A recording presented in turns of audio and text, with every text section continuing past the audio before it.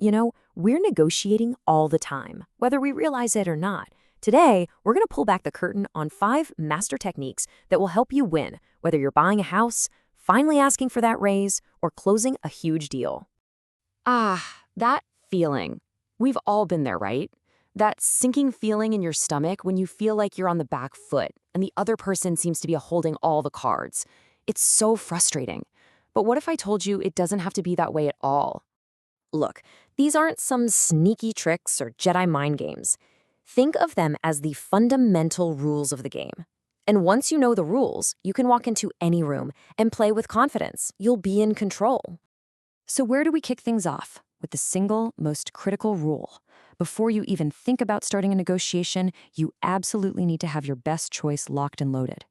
This is your foundation. This is where all your power comes from.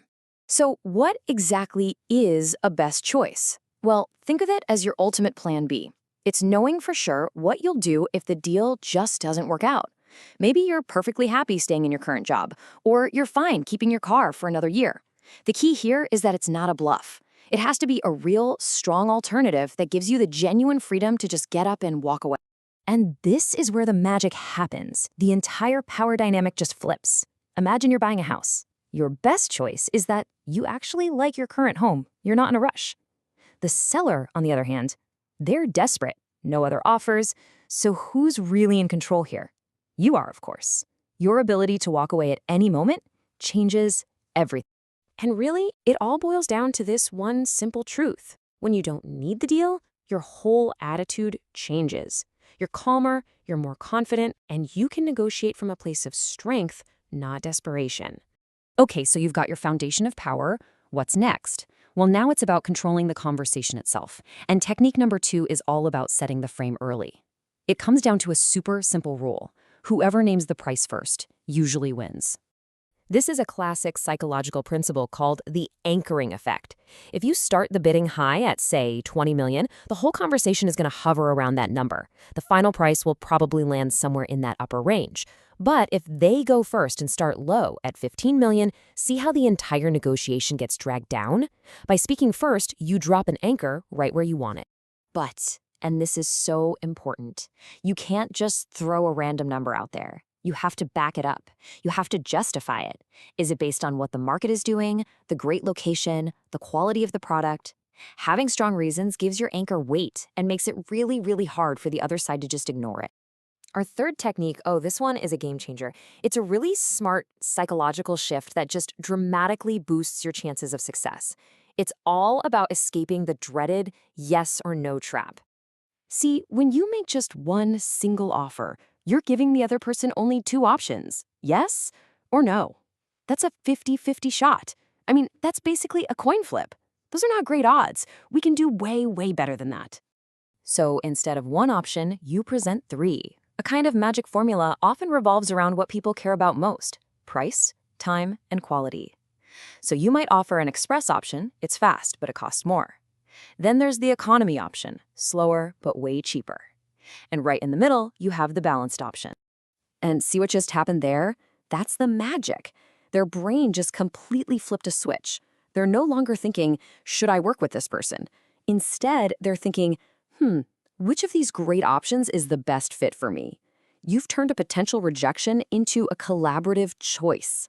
All right, number 4 taps into something that's just hardwired into us as humans, the rule of reciprocity. The idea is so simple, but it's incredibly powerful. You give something of value before you ask for anything in return. So what does this actually look like in the real world? Well, it can be super simple. You could offer some free, useful advice. You could help them solve a totally unrelated problem. You could even add a little bonus to sweeten the deal, or offer a small discount if they pay in cash. It's all about giving first.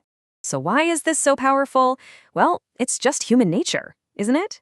When someone does something nice for us, we feel this little nudge, this subconscious need to return the favor. It creates a feeling of goodwill and makes them want to help you in return. It builds a positive foundation before you even start talking numbers. And that brings us to our 5th and, I'd say, most sophisticated technique. This is where you learn to reframe the entire conversation. It's not about changing the price, it's about changing what the price actually means. Think about it like this. Is a 20,000 baht suit just an expense? Or is it an investment in your professional image that's going to help you land bigger clients? See, the price is exactly the same, but the meaning, the value is completely different. Here's another really powerful one. Is paying a little extra to live near a main road just an added cost? Or is it the price of your family's safety, making sure your kids don't have to walk down a dark alley to get home? By reframing it like that, you change the entire emotional core of the decision. So let's do a quick recap of these 5 master techniques. 1. Always walk in with your best choice. 2. Set the frame early by anchoring the price. 3. Escape that yes/no trap by offering them choices. 4. Build goodwill and reciprocity by giving first. And 5. Redefine the entire conversation by framing the value. These rules put the power right back in your hands. They let you walk into any situation with a strategy, with confidence, and with a clear path to getting what you truly want. So, the only question left is, now that you know the rules of the game, what are you going to go ask for?